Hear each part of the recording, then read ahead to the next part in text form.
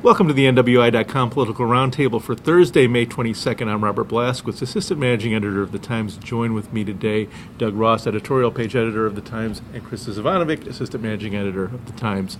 Let's jump right in, continuing a conversation that we started last week, which was about Governor Mike Pence and his rollout of the way he's going to expand access to health care using the Healthy Indiana plan rather than just the conventional Medicaid expansion under the Affordable Care Act.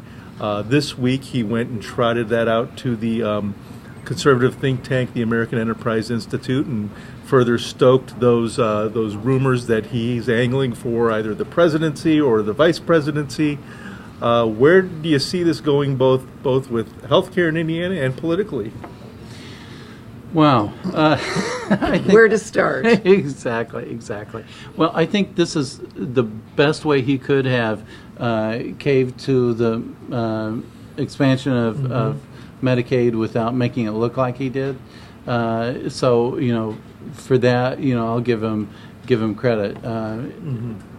I think so that helps Hoosiers, and it helps his conservative credentials that he can say, I did what we had to do, but I did it on Hoosier terms, and so and it satisfies the Indiana Hospital Association. They know exactly. They can get their hands on those federal dollars to survive and thrive.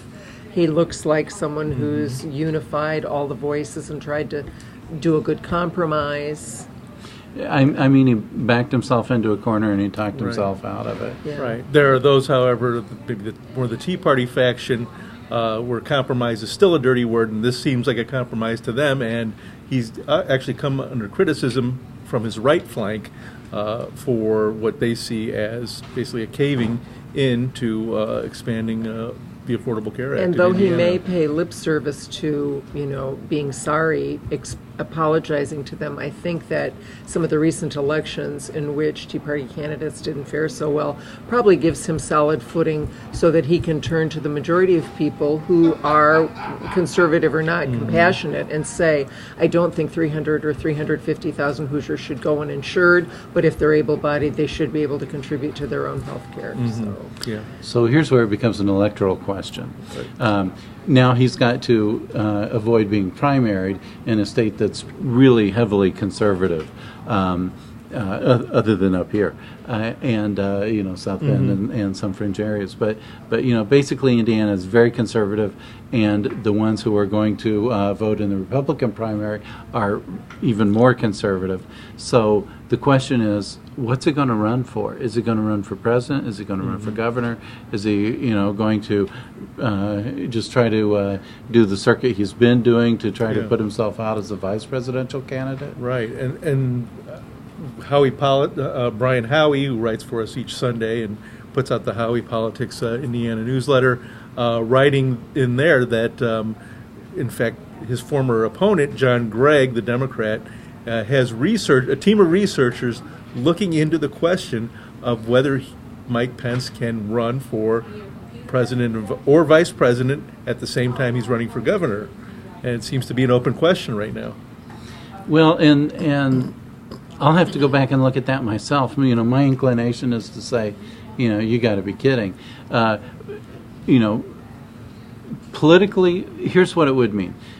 If he becomes a vice presidential candidate, you're not going to know that until the summer of 2016. Meanwhile, the Republicans would have lost all that momentum in the gubernatorial race if he is picked.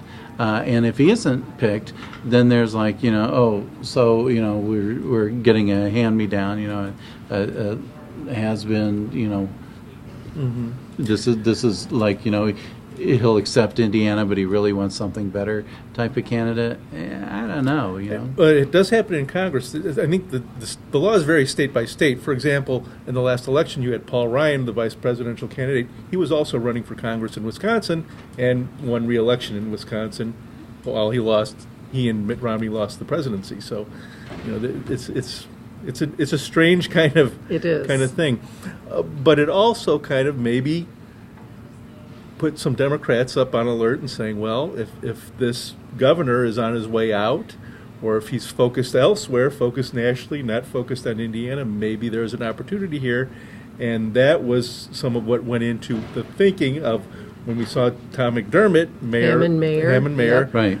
Tom McDermott Jr. stepped down as Lake County Democratic Chairman. There was some of that thinking there. So what do you? Yeah, he definitely said, I can't go downstate. He defends his record. He has a very good record. He's very fiscally strong and has done good things for Hammond. And he says, if you poll my residents, I might have lost the first time against Republican George Janiak, but the second time I trounced him because I had my act together. And he said, but I still can't go south in southern Indiana and say I'm the chairman of Lake County's Democratic,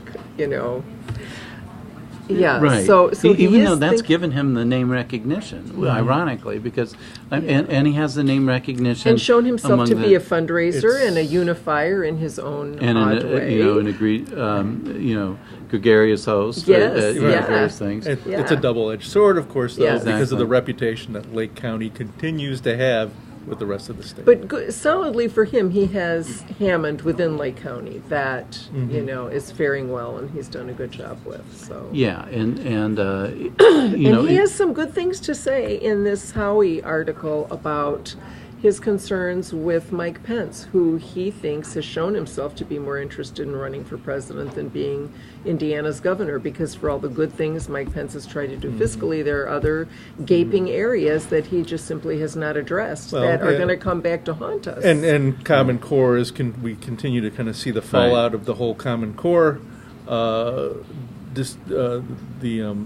rejection of Common Core in Indiana, which was seen by a lot of people as or something pseudo rejection. depending on your view. as something that he was holding up, nationally as something to get recognized for. So Right. And the one other thing to remember in all of this discussion of the gubernatorial race that really hasn't even started yet, but we're talking about it anyway, is Mike Pence won by only 2.9%. Good point. Yeah. Yeah. Over John Gregg. John Yeah. Gregg. And there was speculation that was- if the race had gone another week, Gregg might have caught him because Yes. he was gaining on him up at And the he end. was gaining fast. Yes. Well, Greg started the race, behind, didn't have the name recognition, got a late start, and so now, he's got name recognition, so, he's got a better shot at it. Yeah.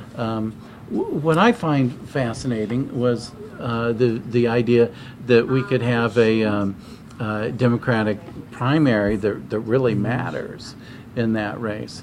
You remember when Joe Kernan was deciding, do I run or do I not run?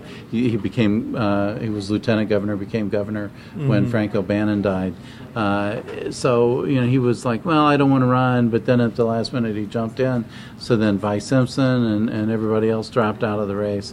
And I think that really hurt the Democrats then. Well, and frankly, Mitch Daniels came in as a really strong candidate anyway. Right. But, it'd be interesting to see, is it better to build the name recognition now by having a really high-profile campaign, or to save the donors' dollars for the fall? And the other 600-pound gorilla possibly in the room, or maybe $10 million gorilla, if you talk about his war chest, Evan Bayh.